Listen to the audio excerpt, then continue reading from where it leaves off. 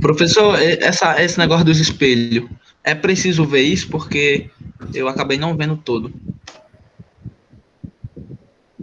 Como o senhor começou a gravar agora, você vai precisar ter uma noção disso para resolver a questão da atividade. Tem uma questão na atividade justamente sobre isso, de calcular a distância entre as imagens. Então, é bom dar uma olhadinha lá em como funcionam os espelhos planos, é bem simples a questão, mas é porque tem 2 espelhos, não tem um só. É só olhar como é que os espelhos funcionam, calcular a distância de uma imagem para um espelho, a distância da outra imagem para outro espelho e ver a que distância uma está da outra. Ok? Ok. Então, vamos lá, deixa eu... Ocapa. Quando eu estudei em Portugal, foi bem estranho aprender que eles falavam Ocapa. E não ok.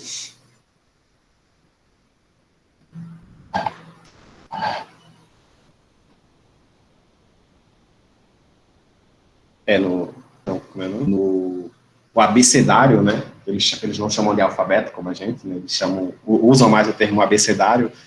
Lá, a letra K se lê capa mesmo. Então, é Ocapa. Eles falam muito Ocapa. Opa. Pode ser. Mas, continuando.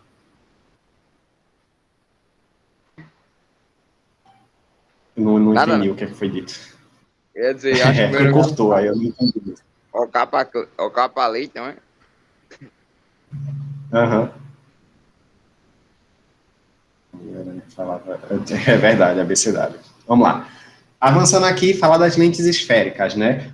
As lentes esféricas não são nem o único tipo de lentes que existe, nem são, na verdade, os tipos mais comuns que existem, mas elas são as mais simples de estudar. Então, por isso que a gente vai estudar as lentes esféricas, tá bom? Exemplos dizendo, nesse caso a gente usa lente desse tipo, mas normalmente as lentes que eu vou falar, das aplicações, não são exatamente esféricas, porque lentes esféricas são grossas, em geral, gastam muito material. Então, a gente usa tipos diferentes de material, mas cujo objetivo é conseguir o mesmo efeito que uma lente esférica produziria. Então, a gente vai estudar lentes esféricas por isso. Basicamente, uma lente esférica é um corpo transparente que tem pelo menos uma das faces sendo um pedacinho de uma esfera. Às vezes são 2 faces que são esféricas, às vezes é só uma face esférica, a outra é plana. Mas pelo menos uma das 2 tem que ser esférica para a lente ser chamada de lente esférica. E aí, aqui estão as 6 combinações possíveis que a gente pode ter dessas superfícies serem esféricas ou planas, né? Essas de cima aqui são as que são chamadas as lentes de borda fina. Oi? Tá precisando qual tela? Como é que é? Tá apresentando qual tela aí do slide, Pra não tá apresentando aqui. Tá aparecendo, não? Pra eu não, eu vou reiniciar tá aqui. aparecendo a tela dos espelhos. Eu cliquei na mesma tela, foi mal. De novo. Hoje o professor tá ruim com as telas. Tem quantas telas aí na frente, senhor, professor? Não é. Se fosse na primeira semana de aula, estava explicado, né? Porque tá aprendendo a mexer, não sei o quê. Tenho nem essa desculpa de dizer que estou sem... Não, que eu não tenho experiência de compartilhar a tela. Qual a desculpa que eu dou? Não sei. Vão sem desculpa, então. Então, a definição tá aqui, ó, vou mostrar para vocês. Agora tá aparecendo, né? Tá, que eu tô vendo aqui agora no iPad. Essas são as tais lentes esféricas, né? Alguns exemplos de lentes esféricas. Lembra que eu falei que a gente, na prática, a gente quase não usa porque elas costumam ser assim, grossas mesmo. Essa espessura aqui é quase um dedo, é 1,3 centímetro no catálogozinho que eu vi, né? Eu olhei qual era a lente mais grossa delas e ela tinha 1,3 centímetros. Aqui é a tabela que eu estava querendo mostrar para vocês quando perceberam. Parece ótimo para botar no óculos, né? O que acontece no caso das lentes esféricas? Aqui estão as 6 combinações, e aí as de cima são as chamadas lentes de bordas finas. E dá para entender o motivo olhando aqui para as bordas das lentes, né? Elas têm pontas nas bordas. E aí, cada uma delas vai ter um nome diferente, não precisa se preocupar em decorar esses nomes, tá? Mas, só para questão de apresentação, essa aqui é a senhora biconvexa, essa aqui é a plano-convexa e essa aqui é a côncavo-convexa. As de baixo são as chamadas lentes de bordas grossas, e tá aqui o motivo. As bordas delas são mais grossas, e os nomezinhos das bonitinhas aqui é a bicôncava, a plano-côncava, e essa aqui é a convexo-côncava. Não entrem em desespero se vocês ficarem confundindo esses dois aqui, côncavo-convexa e convexo-côncava. É muito normal isso acontecer, tá? Até porque é só trocar a ordem de um dos dois, né? A côncavo-convexa é a de borda fina, a convexo-côncava é a de borda grossa. A lógica que está por trás disso, a gente não vai precisar se preocupar agora, tá bom? Mas existe uma lógica assim, o primeiro nome que você coloca aqui é sempre a que tem um raio maior. E aí, como nesse caso o lado maior é o lado côncavo, então começa com côncavo. Nesse lado aqui, o lado maior é o convexo, então chama-se de convexo, começa pelo convexo, tá bom? Eu não vou fazer o desenho dessas lentes a maioria das vezes que a gente for precisar resolver algum problema. A gente usa uma representação. E essas são as representações que a gente usa. As que tem a borda grossa, eu vou desenhar como um tracinho com um triângulo com a ponta para dentro. As que tem as bordas finas, vai ter um tracinho com um triângulo com a pontinha para fora, né? Assim é a representação. Só para constar, em tudo que eu estiver fazendo daqui para frente, eu vou estar considerando que eu estou tratando de lentes de vidro, e aí dos diversos tipos possíveis de vidro que existem, no ar. Eu estou usando uma lente de vidro que está imersa no ar, tá bom? Por que essa caracterização é importante? Porque esse tipo de lente aqui, ela vai ter uma certa classificação quando ela é de vidro no ar. Assim como essa aqui, vai ter uma outra classificação.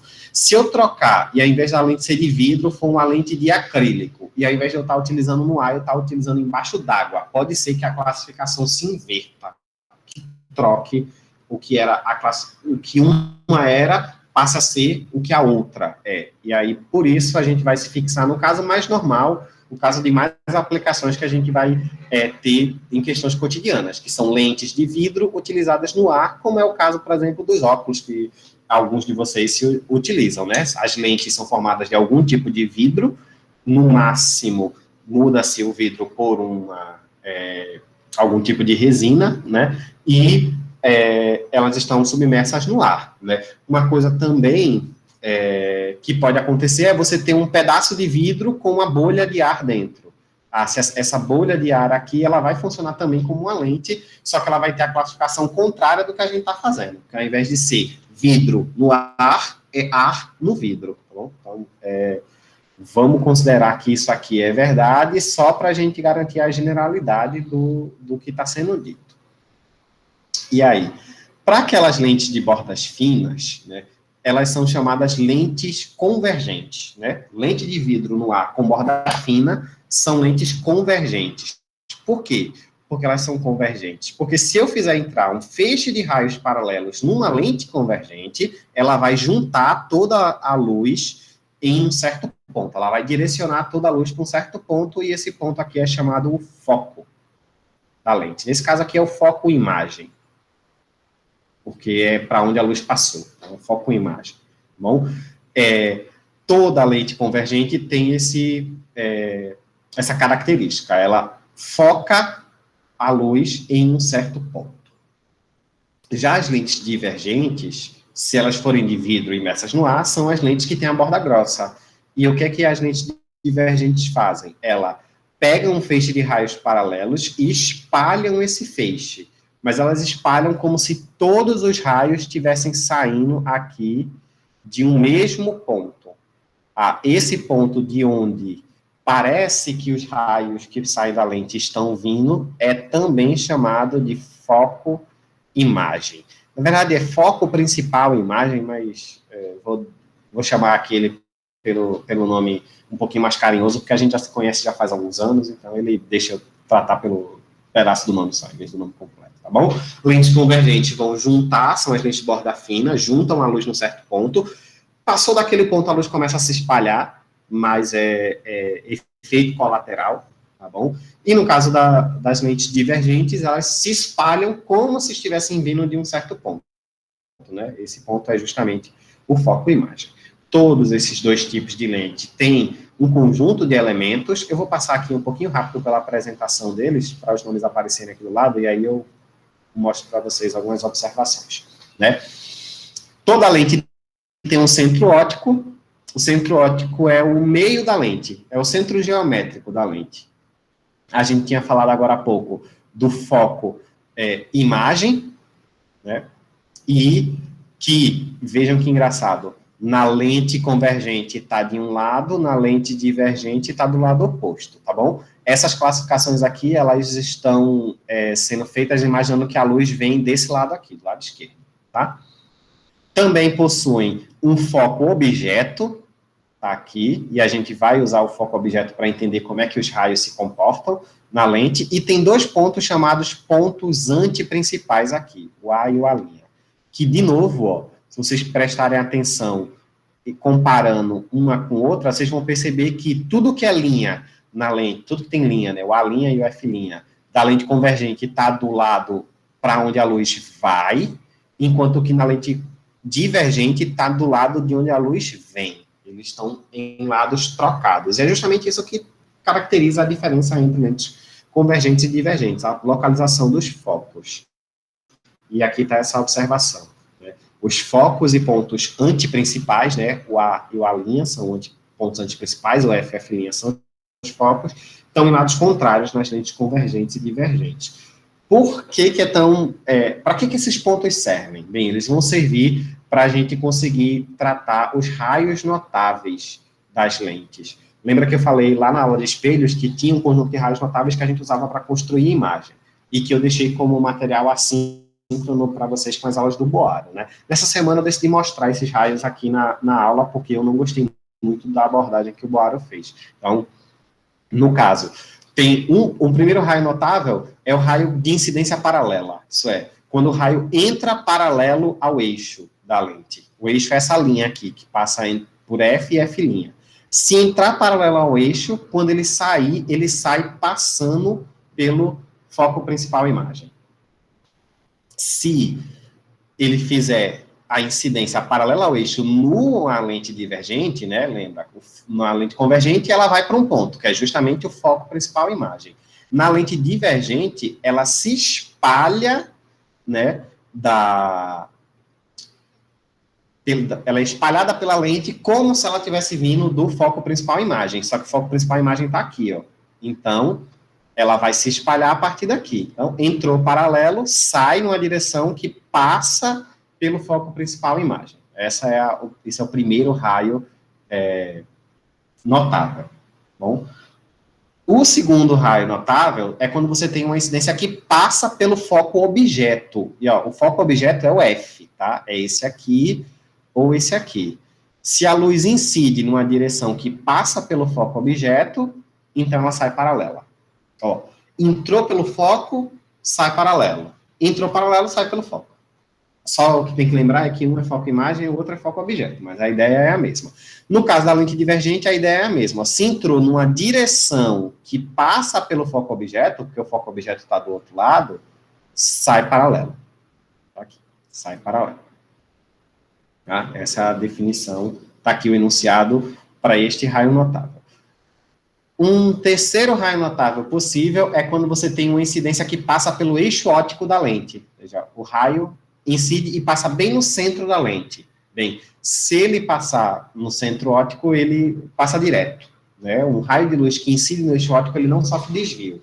E isso acontece nas duas lentes. Passou pelo centro óptico, não sofre desvio nenhum pela lente. E, por fim, né, são os raios que passam pelos pontos antiprincipais. Se um raio incide numa lente convergente passando no ponto antiprincipal A, ela sai passando pelo ponto antiprincipal A'. A mesma coisa funciona na divergente, só que lembra que o A está aqui, né? E a luz vem do lado de cá. Então, se ela vem em uma direção que passaria pelo foco principal objeto, então ela sai numa direção que passaria pelo foco principal imagem. E esses são os possíveis raios notáveis. É com eles que a gente constrói a imagem, a formação das imagens dos espelhos, dos espelhos não, das lentes, são basicamente feitas na prática utilizando os raios notáveis, tá bom? Se você tiver um problema muito complexo, aí já não vale nem muito a pena ir para os raios notáveis, você vai construir um programa de simulação ou algo do tipo. Mas para esse caso, para casos mais simples, a gente usa 4 raios notáveis é suficiente, até porque para formar a imagem basta só 2, tá bom? Qual material que os espelhos são feitos? A maioria dos espelhos são feitos de uma película de prata. É uma película de prata com um pedaço de vidro na frente para proteger a película de prata, mas o que reflete de verdade não é o vidro, é o que tá, aquela películazinha que está atrás, né, do vidro. É uma película de prata atrás, essa película de prata passa por um processo de proteção e na frente coloca o vidro para que não arranhe.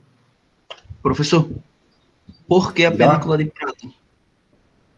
Porque ela tem uma reflexão muito boa, tem uma aderência boa, uma maleabilidade boa. É um conjunto de características que a prata tem que facilita o processo. Mas dá para fazer espelhos com outros materiais. Inclusive, se você comprar um espelho bem baratinho, daqueles que normalmente não tem uma coisa de vidro na frente, é um pedaço, é um plástico, aquela camada que está atrás não é prata, normalmente é alumínio. É tipo papel alumínio. Por exemplo, papel alumínio ele tem um poder de reflexão bastante bom, com a diferença que ele causa um pouquinho de distorção e aí você não vê a imagem de forma perfeita. E aí se usa nesses espelhos mais baratinhos um papel alumínio especial, bem polido, para ficar parecendo com aquela camada de prata que tem atrás de um espelho convencional. Então, avançando aqui, qualquer dúvida vão perguntando, tá? Eu estou avançando para a gente não estourar muito o nosso tempo da aula hoje.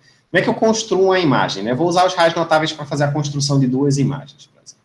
Vou começar com essa aqui. Vou pegar esse objeto e vou colocar na frente dessa lente aqui convergente.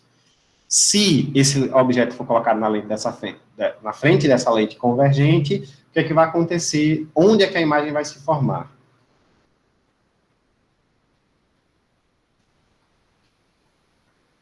Vou dar um espelho de papel alumínio. Pode, a função do material transparente que está colocado na frente é realmente de proteção. É para evitar que você arranhe a camada refletora.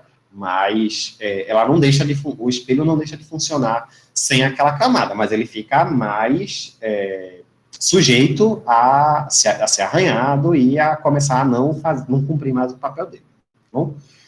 No caso desse objeto aqui, por exemplo, se eu tiver minha lente sendo convergente, eu posso começar aqui colocando um raio que entra paralelo, e aí, lá no primeiro slide de raios notáveis, a gente viu que se entra paralelo, sai passando pelo foco em imagem, e também posso fazer uma incidência passando pelo foco objeto, e aí se entra passando pelo foco objeto, sai paralelo. O ponto de encontro desses 2 raios do outro lado vai formar a imagem da ponta dessa setinha. E aí, se eu fizer a construção para outros pontos, eu vou descobrir que a imagem é essa aqui. Né? A imagem se forma de cabeça para baixo do outro lado. Se essa lente, por exemplo, fosse uma lente divergente, né? Em vez de ser assim, ela fosse assim. Como é que ficava a imagem? Aqui em vermelho. Assim. Aí a ideia, vou botar raios de outra cor aqui. Bem, se o raio entrar paralelo, ele sai passando pelo foco imagem, só que o foco imagem da divergente está aqui, né? O F' está aqui. Então, o raio entra paralelo, mas sai nessa direção. E o raio que, se ele entrar, por exemplo, passando no eixo óptico, está aqui passando no eixo óptico. Se ele passar no eixo óptico, ele sai sem sofrer desvio. Finge que não sofreu desvio, por favor, porque é muito difícil desenhar uma linha reta nessa caneta. Se ele não sofreu desvio, então onde é que esses 2 raios se encontram? Bem, do lado de lá, eles não se encontram, porque um vai para cima, outro vai para baixo, então encontram nos prolongamentos. E aí a imagem, ó, já está aqui, ó. Se a lente fosse divergente, a imagem formava desse lado, né? Essa imagem aqui é uma imagem real, porque foi os raios, de fato, que se juntaram, né? E enquanto que essa imagem aqui é uma imagem virtual, porque o que se encontrou, na verdade, foi os prolongamentos dos raios, tá bom?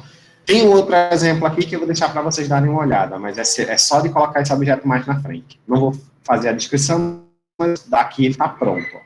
Os raios notáveis, onde eles se juntam, está aqui a imagem formada. Essa imagem aqui também é uma imagem virtual, porque o que formou ela foi o prolongamento dos raios, tá bom? Avançando aqui mais um pouco. Lembra que eu falei que, quando a gente estava fazendo os espelhos, eu vou explorar a parte matemática essa semana, porque a parte matemática é muito parecida, né, para os dois. Vejam só, semana passada a gente estudou que para os espelhos esféricos, se eu soubesse a posição da imagem, se eu souber o foco e a posição do objeto, eu consigo descobrir a posição da imagem aplicando essa equação aqui. 1 sobre F igual a 1 sobre P mais 1 sobre P'. Vejam o que acontece para o caso das lentes, né? Se eu tiver uma lente em que eu sei a posição em que o objeto está, que eu chamo de P, a posição da imagem, P', ela pode ser obtida desde que eu conheça a distância focal F. Qual a expressão que eu vou usar para calcular, para relacionar o F, o P e o P', é exatamente a mesma expressão que eu usei para os espelhos esféricos. Então, está aí o motivo pelo qual eu optei, vou tratar espelhos de forma matemática e as lentes eu trato de forma um pouquinho mais teórica, justamente porque, matematicamente falando, eles seguem exatamente a mesma regra, com a diferença que o espelho joga a luz de volta para o lado de onde ela veio, enquanto que a lente faz a luz, deixa a luz passar para o outro lado, tá bom? Professor, esse P seria o quê? P e P'. P é a distância do objeto até a lente, ó. Esse carinha aqui, ó. Objeto até a lente. Enquanto que o P' é a distância da imagem do objeto até o espelho. Desculpa, até a lente, né? P é do objeto, P' é da imagem. É isso mesmo, Vinícius, usam esse termo. Ou a equação do FO, DI, DO, é igual. Tá bom? Sim, do mesmo jeito que lá no caso dos espelhos eu precisava usar essa equação tomando cuidado com os sinais, né, do F, do P, do P' e tudo mais, então, nas lentes também tem que usar o mesmo cuidado. Existe uma convenção de sinais em que as lentes convergentes são lentes de foco positivo, as divergentes são de foco negativo, o resto aqui, ó, P e o P' continua do mesmo jeito. Objeto real, P positivo, objeto virtual, P negativo, imagem real, P' positivo, imagem virtual, P' negativo, tá bom? E aí, essa é a convenção de sinais que eu vou usar aqui dentro da equação de Gauss, quando eu estiver fazendo um estudo analítico de um espelho qualquer, tá bom? O aumento é exatamente igual, eu nem me dei o trabalho de fazer outro slide, é o mesmo slide, a ideia é a mesmíssima, você calcula o aumento fazendo menos P' sobre P, então, primeiro você precisa saber quem é o P e quem são o P' para poder calcular o aumento, e aí esse sinal negativo é o que vai corrigir o fato da imagem estar invertida ou estar não invertida, né? Quando A é positivo, a imagem está virada para o mesmo lado, quando é negativo, ela fica virada para o lado oposto em relação ao eixo principal da lente, tá bom? É assim, se o eixo principal da lente está aqui, invertida significa que o objeto está para cima, a imagem está para baixo. Em algumas situações, você pode aplicar a lente em que o eixo está aqui na vertical.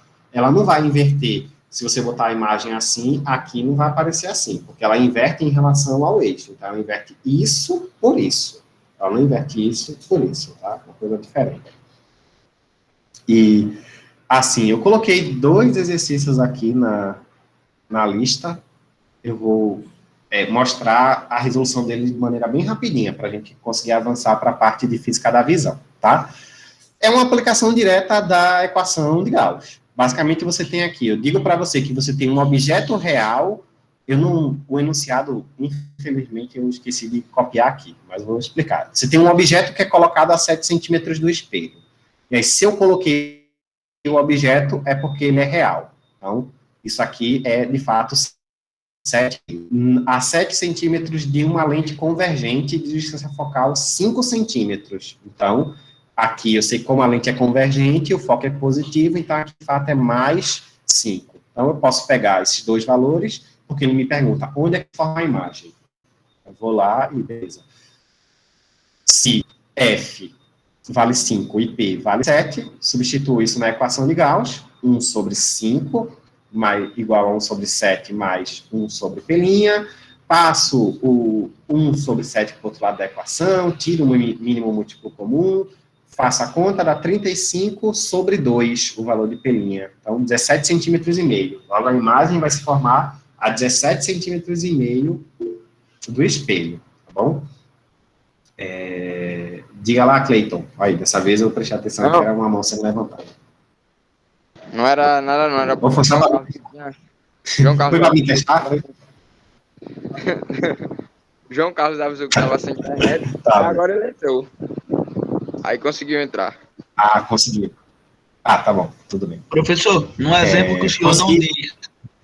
Desculpa, estou interrompendo. Mas no exemplo que o senhor não disse... Não, pode falar. Se o espelho é convergente ou divergente, o que eu faço se o senhor não falar?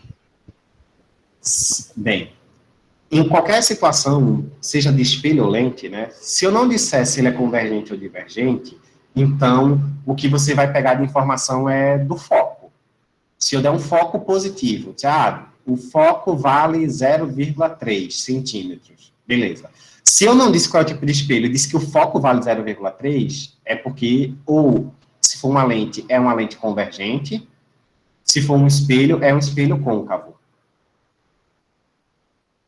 Se eu disser, sem dizer qual é o tipo de espelho, falar que a distância focal é de menos 2 centímetros, aí você sabe que a lente é divergente ou o espelho é convexo.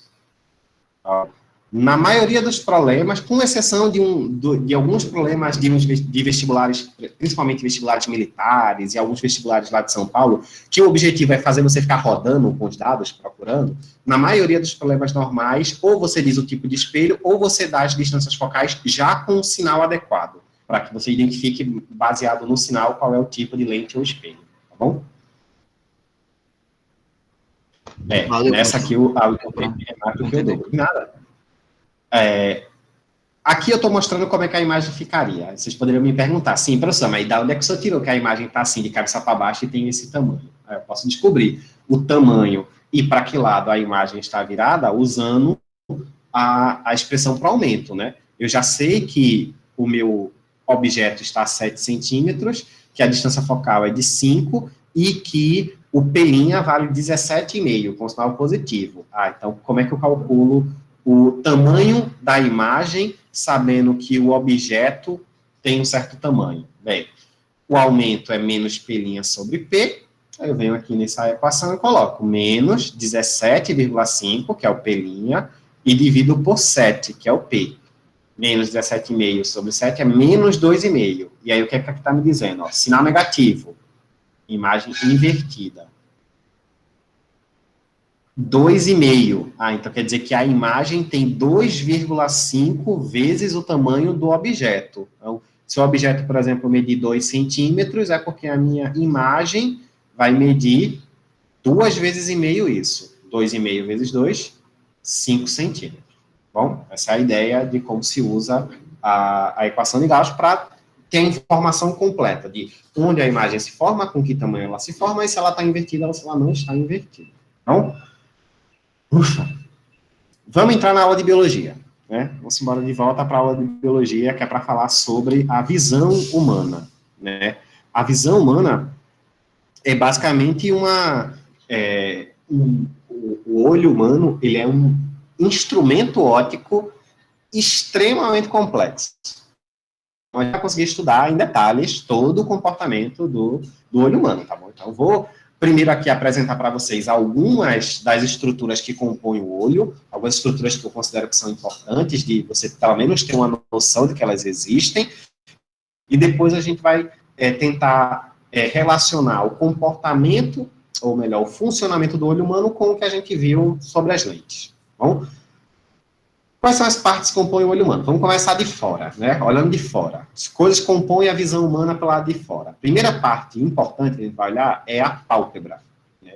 Essa pele aqui que está na parte de cima dessa imagem, né? A principal função da pálpebra é proteger o olho. Então, seu olho precisa estar protegido de impurezas externas, você, em algumas vezes, precisa se proteger da quantidade de luz que está entrando. É interessante ter a pálpebra para você conseguir fechar o olho para dormir e não estar dormindo de olho aberto. Então, além disso, também a pálpebra auxilia na função de limpeza feita pelas glândulas lacrimais, que se concentram nessas duas regiões aqui.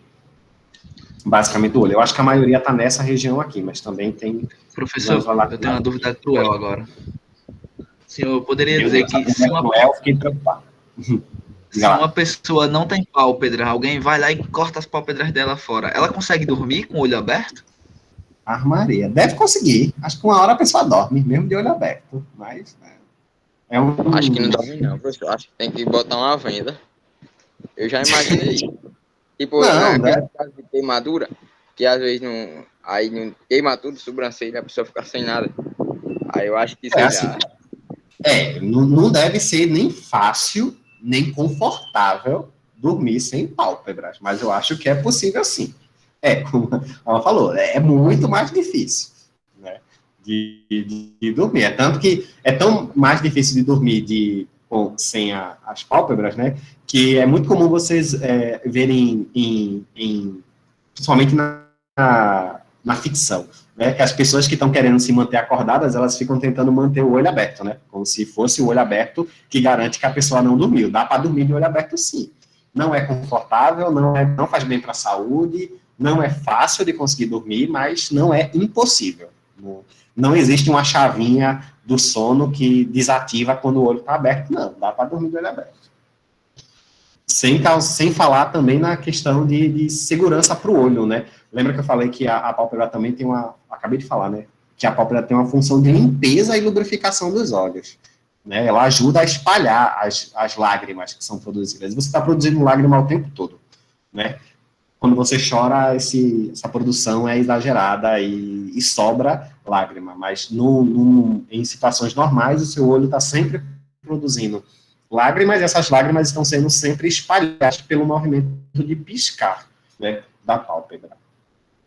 É verdade, Alan. A outra região importante aqui do olho, externamente falando, é a pupila. Embora a pupila não seja, de fato, uma coisa externa. Ela está para dentro, né? A pupila, ela é uma abertura, tá bom? Ela não é uma estrutura, ela é um buraco. Ela é um buraco que existe no seu olho que permite que a luz entre. Ela é um buraco de tamanho variável, ela pode diminuir ou aumentar de tamanho. Esse aumento e diminuição de tamanho que permite que você consiga enxergar com clareza em ambientes que estão com a iluminação mais ou menos e ambientes que estão bastante iluminados. Se você tiver muita luz no ambiente, a sua pupila vai se fechar bastante para deixar entrar só um pouco de luz, para não acabar ferindo os seus órgãos sensoriais internos no olho. Se o ambiente estiver mais escuro, a sua pupila vai se dilatar e vai abrir o máximo possível para entrar mais luz e você conseguir entender bem, visualizar bem o que é que tem no ambiente. Né? Uma situação bem clara que você percebe essa transição entre a sua pupila abrindo e fechando é, por exemplo, quando você acorda. Né? Se você acordar, estiver dormindo lá no seu quarto, no escurinho, e de repente chega a sua mãe, liga a luz, abre a janela, deixa o sol entrar todo de uma vez, você nem consegue abrir o olho. Você fica tentando levantar a pálpebra e a pálpebra fica se forçando a fechar, você não consegue enxergar as coisas direito, tudo parece que dói. Por que isso acontece? Porque quando você está dormindo, olho fechado, está tudo escuro, a sua pálpebra, de uma maneira autônoma, ela se abre ao máximo possível, porque tem quase nada de luz entrando, então ela deixa tudo aberto, porque assim que entrar alguma coisinha de luz, você enxerga alguma coisa. Mas se você faz uma transição imediata do tá completamente escuro para algo tá muito claro, de repente a quantidade de luz que entra é tão forte que o seu olho, seu mecanismo, o cérebro lhe protege e não deixa você abrir o olho. Você fica tentando,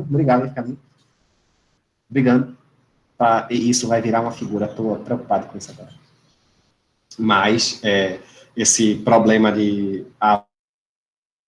o olho logo quando acorda é um mecanismo de proteção, e também é basicamente por isso que se você está no seu quarto com as luzes ligadas, e fecha a porta do quarto e apaga a luz, na hora que você apaga, parece que o quarto ficou um breu completo, você não enxerga nada, mas aí, um pouquinho de tempo depois, você começa a conseguir enxergar alguma coisa dentro do quarto, a não ser que você realmente tenha um quarto que é 100% escuro, né? Mas não estando num quarto 100% escuro, você começa a enxergar alguma coisa depois de algum tempo que a luz foi desligada. Por quê? Quando a luz estava aberta, a sua pupila estava mais fechada, porque tinha bastante luz. Quando você apagou a luz, ela ainda estava fechada, então você não estava enxergando nada, mas ela, ao passo que pouca luz está entrando, a pupila vai cada vez se abrindo mais. E aí você começa a conseguir enxergar com as poucas fontes de luz que existem ali no ambiente, tá bom?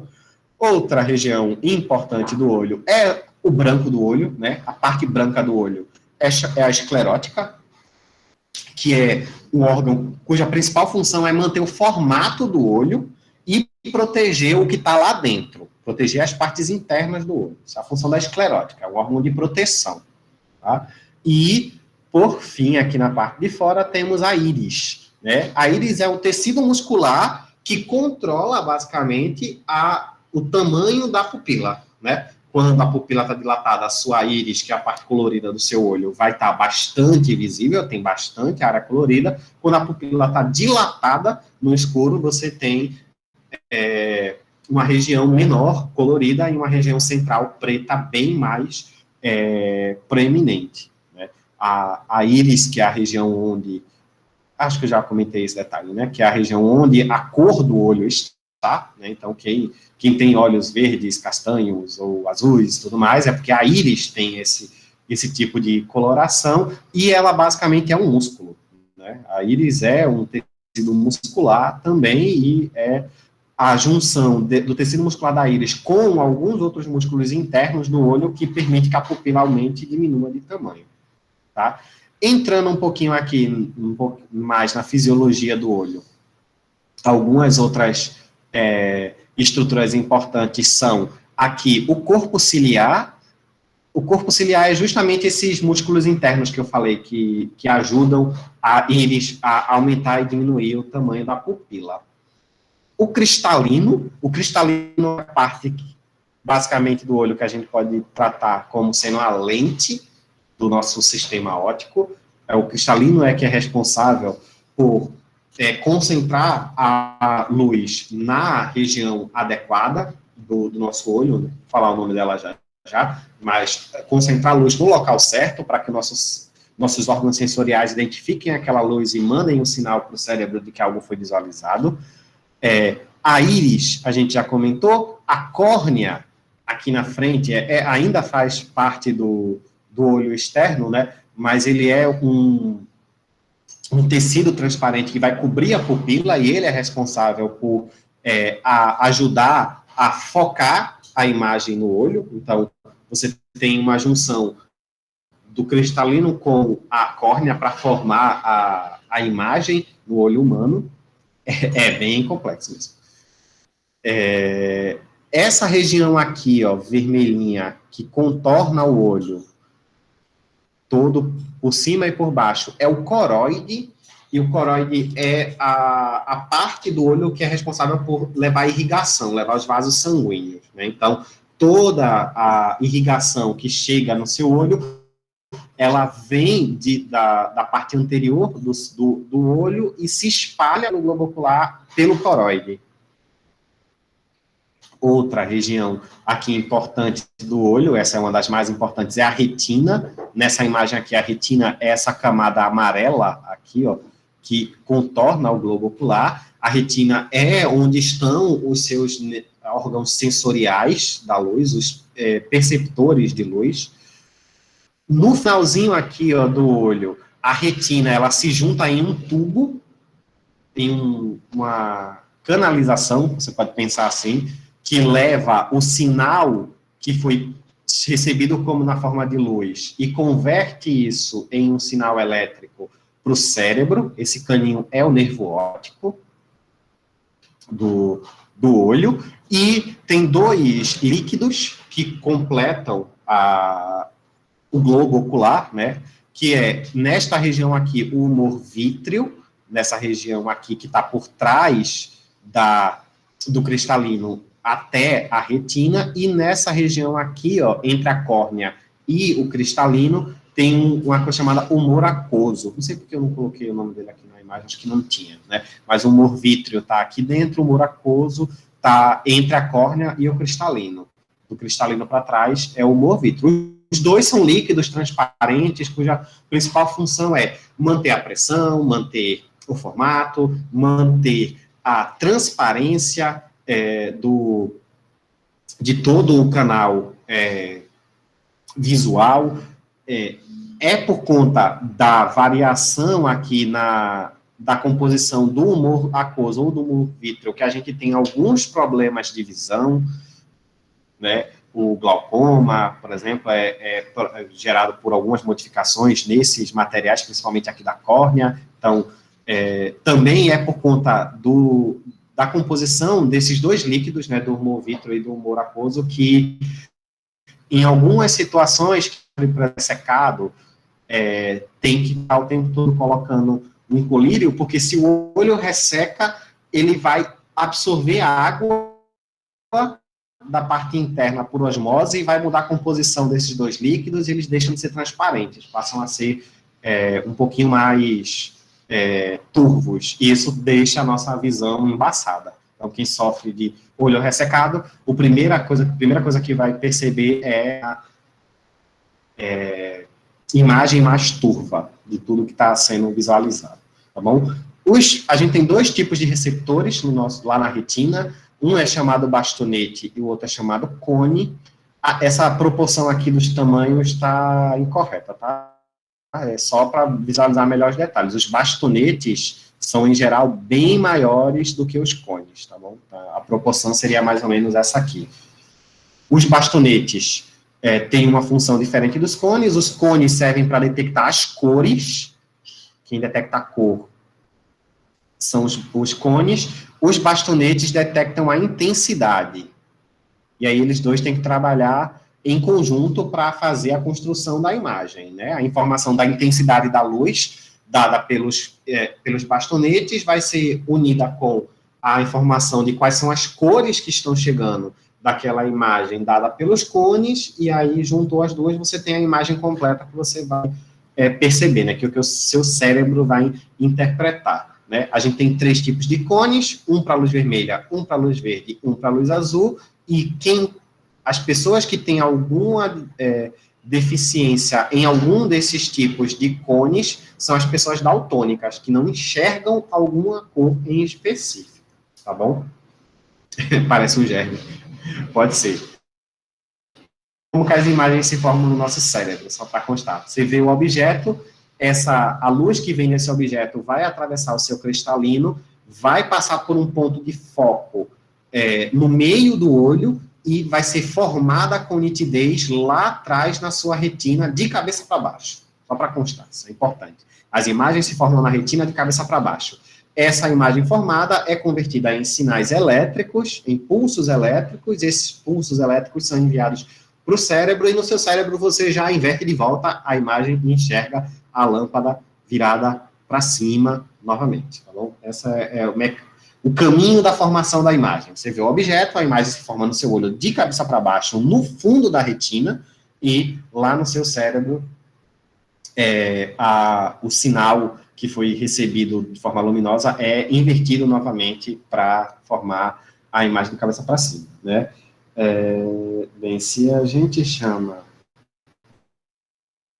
para cima, a verdade for para baixo e o mundo é para baixo, aí nós estaremos vivendo uma ilusão há anos e anos, mas é uma questão filosófica mesmo. Será que nós vivemos de cabeça para baixo e a gente diz que vive de cabeça para cima só porque o cérebro inverte? Não sei responder essa pergunta, né? Aqui tem uma animação que a ideia era mostrar como é que a imagem se forma. O problema é que essa região aqui, ó, que os raios começam a se juntar, é aqui, ó, que é no cristalino, não é aqui atrás. Aí a inversão acontece aqui, né, esse ponto aqui acontece aqui no meio, e a imagem se forma de cabeça para baixo aqui atrás, tá bom?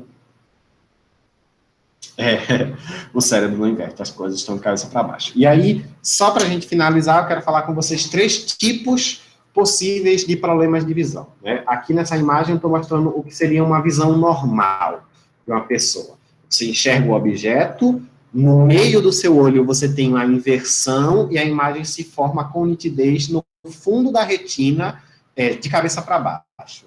Pessoas que têm problema de miopia são pessoas em que a imagem, ao invés dela se formar invertida lá no fundo do olho, ela se forma um pouquinho antes, como está aqui, ó.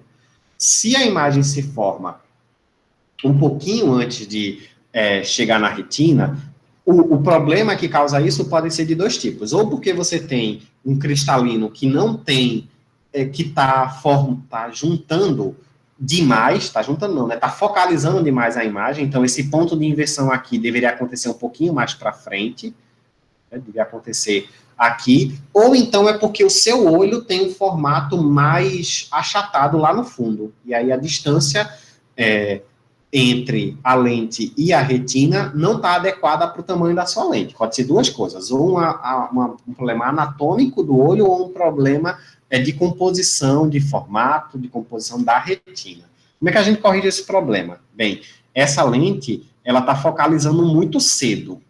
Então, ela está focando demais, ela é convergente demais. Então, o que a gente faz? A gente junta o cristalino, a gente associa o cristalino a uma lente divergente.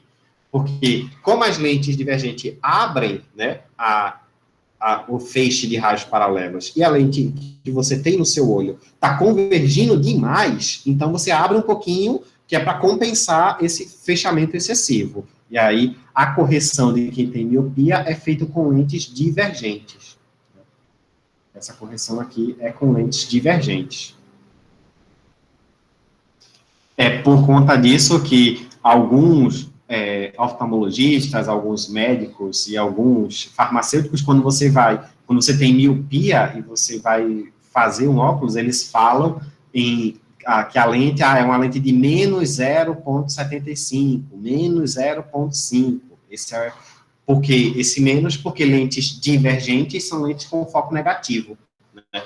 E esse númerozinho aqui, que está apresentado, é chamado a vergência da lente, ela é simplesmente um inverso, né? A vergência da lente é simplesmente 1 sobre a distância focal. Então, se o foco é negativo, a vergência é negativa também. Bom, é a convergência da outra. Isso mesmo, a ideia é essa. Quem tem o outro problema de visão muito comum que é a hipermetropia, aí já acontece o oposto.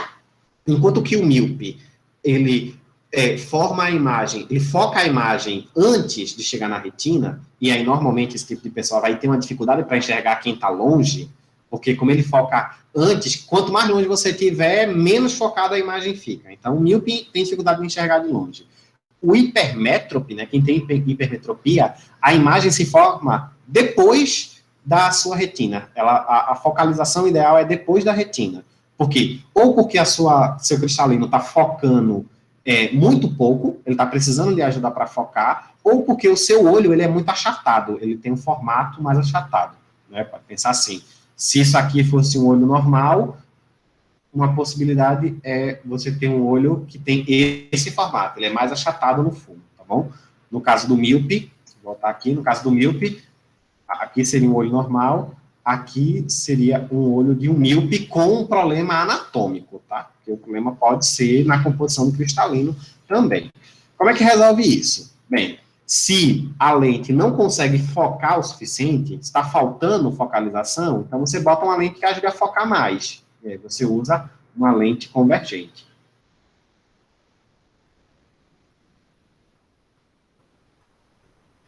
Usa uma lente convergente, e aí, nesse caso aqui, o oftalmologista vai dizer que você tem uma lente de 0,75, 0,5, porque o foco é positivo, tá bom? É assim que corrige. Um outro problema de visão, eu estou tentando aqui não estourar muito tempo da aula, tá? É o astigmatismo, que é um problema que não adianta correr, todo mundo vai ter algum dia.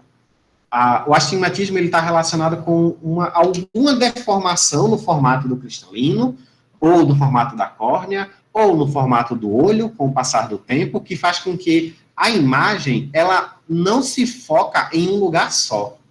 Vejam que, no caso do míope, a imagem se forma aqui, certinha. No hipermétrope, ela se forma aqui. No míope, um pedaço da imagem se forma lá atrás, outro pedaço se forma aqui na frente, outro pedaço se forma mais no meio do caminho. A focalização não é igual ao longo de todo o cristalino, por conta justamente das deformações. Como é que a gente corrige esse tipo de problema? Para corrigir o astigmatismo, não é com lentes cilíndricas. Desculpa, não é com lentes esféricas. Você tem que usar uma coisa chamada lentes cilíndricas. E essas lentes cilíndricas são lentes que você consegue ir mudando a focalização dela ao longo da espessura. Uma pessoa que precisa corrigir o astigmatismo, ela obrigatoriamente vai ter que fazer o óculos dela sob medida. Cada pessoa, cada problema de astigmatismo é corrigido com uma lente de formato diferente. E aí, existem testes clínicos que o oftalmologista faz para identificar de quanto tem que ser cada curvatura, cada espessura da lente para ajustar o melhor possível a sua visão. E, diferente de quem tem miopia ou hipermetropia, que é possível chegar no balcão de uma ótica e dizer, eu quero este aqui com 0,75 de um lado e 0,5 do outro. Por quê? Porque o formato da lente vai ser o mesmo. O que é importante é o quanto ela foca. No caso do astigmatismo, não é o quanto ela foca que é mais importante, mas é o quão diferente ela foca em regiões diferentes. Aí o óculos, para quem é astigmatismo, ele é obrigatoriamente um óculos personalizado, né? A lente é personalizada, tá bom? E aí, com isso, eu termino aqui o que eu queria falar com vocês sobre a parte de ótica da visão. Desculpem aí os 10 minutos que eu peguei a mais da aula. Não precisa não, tá? Vai ser a mesma lista de chamada, tá bom? Vou encerrar aqui a gravação.